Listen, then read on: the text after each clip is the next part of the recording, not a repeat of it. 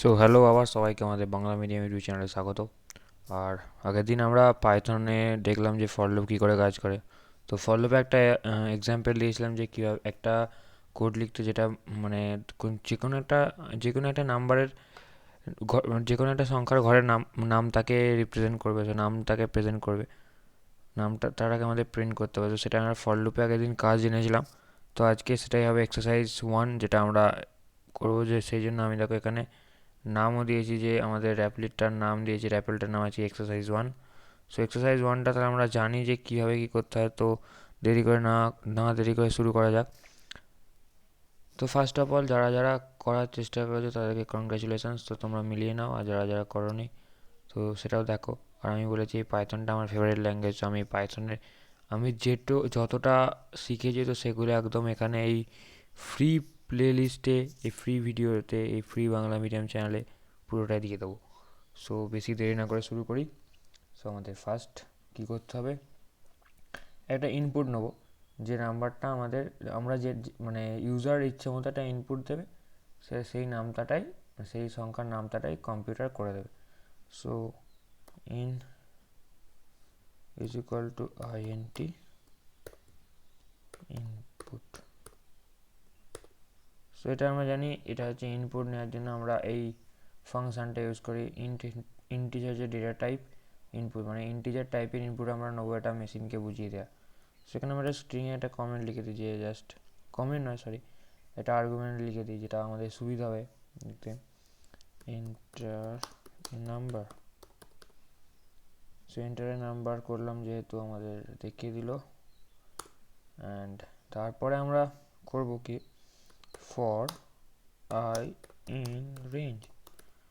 So এখানে আমরা for I in range আমরা জানি কীভাবে ফর লুপের একটা সিনট্যাক্স, যে ফর আই ইন রেঞ্জে আমরা কী করি, আইটা যে কোনো একটা ভ্যালু, যেটা প্রত্যেকবার ইটারেট হয়ে ঘুরবে এবং একটা করে ভ্যালু জেনারেট করবে, যতটা লিমিটেশন আছে সেটার মধ্যে। আর রেঞ্জটা কি, সো রেঞ্জ আমরা নিজের এখানে ডিফাইন করব, যে রেঞ্জটা কত হবে। সো 1 থেকে 10, এটাতে কি হবে আমাদের, মানে আমাদের আইডিয়ালি একটা নামতার ঘরে কত অবধি গুণ করা হয়, 1 থেকে 10 অবধি। সো এটা আমরা করলে কিন্তু 1 থেকে 10 অবধি পাবো না, এখানে আমরা 1 থেকে 9 পাবো। যদি আমরা 7-এর নামটাই করি, 7 × 9 = 63, এতটা অবধি আমরা পাবো। 7 × 10 মানে 7×10 = 70, সেটা আমরা পাবো না। 7×10 = 70 পেতে গেলে আমাদের এটা আমরা আগেই জেনেছি, এটা চলে 1 to n+1 অবধি। এটা আমি কমেন্ট আউট করে লিখে দিই, নাহলে এরর আসবে। এটা হচ্ছে রেঞ্জ, এটা আমাদের ফর লুপের রেঞ্জ। তো যেহেতু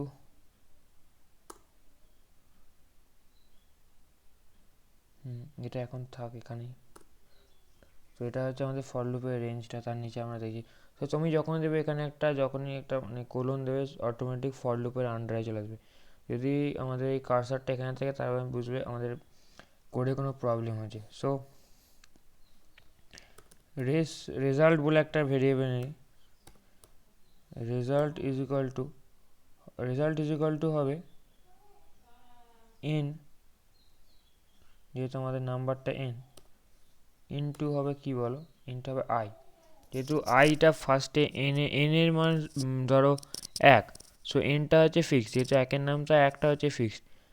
আর এখানে যদি আমরা আই করে দিই, তো তাহলে হলোটা কি, সো ফার্স্টে হবে n × 1, 1 মানে 1 × 1 1, 1 × 2 2, 1 × 3, মানে আই এর ভ্যালুটা বাড়তে থাকবে কিন্তু এনটা একই থাকবে। সো আপ টু আই এর ভ্যালু যখন 10 সমান 10 × 1 সমান 10, এইভাবে আমাদের লুপটা কাজ করবে। সেই এখানে আয়ের জায়গায় তোমরা অন্য কিছু নিতে পারতো। সো আমরা এখানে প্রিন্ট করবো রেজাল্টটা ঠিক এইভাবে, যাতে আমাদের বুঝতে সুবিধা হয়। প্রিন্ট, এবার দেখো আমাদের পাইথনের একটা নিয়ম অনুযায়ী আমরা অনেক কটা যদি ভেরিয়েবলকে একসঙ্গে প্রিন্ট করতে চাই, তাহলে আমাদের কমা ইউজ করতে হবে, বা আমাদের স্ট্রিং ইউজ করতে হবে। যেহেতু স্ট্রিংয়ের কনসেপ্ট আমরা এখনও শিখিনি, আমরা কমা দিয়ে দিয়ে যেটা ডিফল্ট সেভাবেই করবো। সো ফার্স্ট হচ্ছে এনটা হচ্ছে আমাদের নাম্বারটা। সো আমি এখানে স্ট্রিং হিসেবে একটা ইন্টু নেবো। যদি আমরা স্ট্রিং হিসেবে ইন্টুটা নিই, তাহলে 7 এটাও প্রিন্ট হবে। সো ইন্টুটাও প্রিন্ট হবে, কিন্তু কোলনটা থাকবে না, কমা। সো আমাদের আর কি আছে, আই, বিকজ আমাদের প্রত্যেকবার 7 × I 7, হ্যাঁ হ্যাঁ, আমরা আগের দিন কিন্তু প্রিন্টটা করেছিলাম লুপের বাইরে, কিন্তু এখানে প্রিন্টটা করলাম কেন লুপের ভেতরে? কারণ হচ্ছে আমাদের প্রত্যেকবার 7 × 1 = 1, 1 × 2 = 2, প্রত্যেকটা ইটারেশনের রেজাল্টকে আমাদের প্রিন্ট করতে হবে, তবেই তো আমরা নাম তার একটা ভ্যালু পাবো। সো ইজ ইকুয়াল টু, এখানে কমা দিই, দেওয়া একটা কোটেশনের মধ্যে স্ট্রিং হিসেবে ইকুয়াল টুটা লিখি, যাতে কোনো এরর না আসে, জাস্ট আমাদের ইকুয়াল টুটা প্রিন্ট হয়। যদি আমরা নর্মাল ইকুয়াল টু লিখি, সো ওটা সিনট্যাক্স এরর দিয়ে দেবে। সো আবার কমা, কমা দিয়ে এবার কি রেজাল্টটা, সো রেজাল্টে আমরা